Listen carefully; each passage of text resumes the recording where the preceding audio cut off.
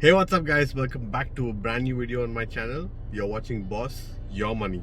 First of all, before we get started on this video, I would like to ask for your opinion on this kind of video. I know I'm outside, I'm not in the usual studio setup, but this way I am able to bring you more content, more videos every single week. So let me know in the comment section if this is something that you're fine with, if this is something that bothers you, whatever it might be, your opinions on this kind of video. Do let me know so that I can take your feedback and work on it accordingly. The reason that this kind of video helps me bring you more content is because it's a little bit more time efficient. It reduces the setup time and so on. So now that that's out of the way, this video I'm going to be talking about spending and financial planning for the Eid holidays.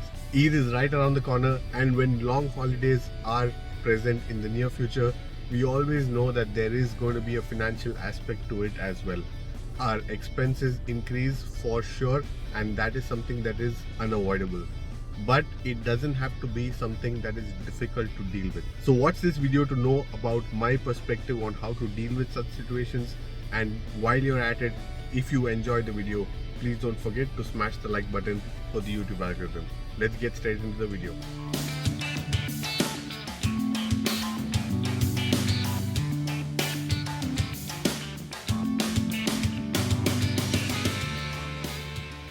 So when you think about long holidays and when you think about Eid holidays, what do you think about? You think about splurging a little bit, spending time with your family and friends, spending time with your loved ones, and all of that comes at a cost sometimes. It doesn't have to, but it's just the way it is.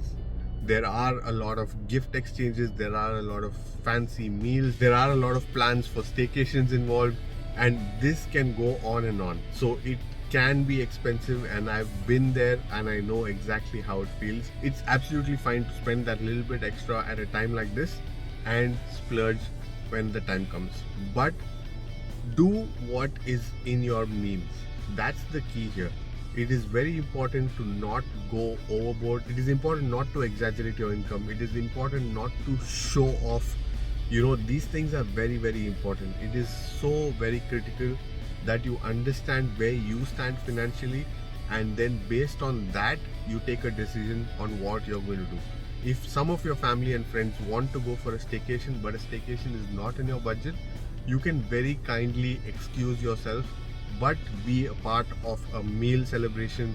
Maybe join them out for dinner, maybe even offer to pay for the dinner if that dinner is going to cost you less than the staycation. Now let's take this meal as an example in itself. You don't really need to spend all of that money and invite people that you don't really know well.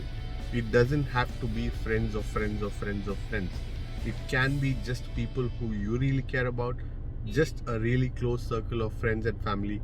That's going to do just fine. And even when you do that, it is very important also to note that there's lots of different options for your meal itself. You can just buy groceries and cook at home instead of ordering from outside. And if you are deciding to order from outside, you don't have to order from a 5-star restaurant, and instead you can order from a restaurant that's just down your street. So think about all of these different aspects that go into it. But before you get into any of this, the first and foremost thing that you need to do is understand your financial position. Understand how much you make, how much you save, how much you need to save and invest, etc.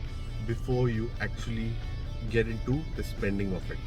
If you can afford to do something, by all means go ahead and spend that money.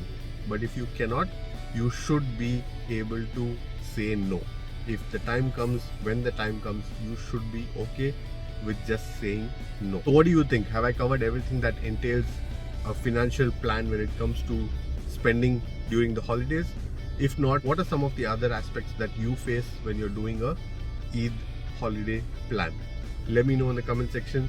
If you have found value and if you have enjoyed this video, please don't forget to like the video, subscribe to the channel for more financial content, and share this video if you think it's going to help someone else.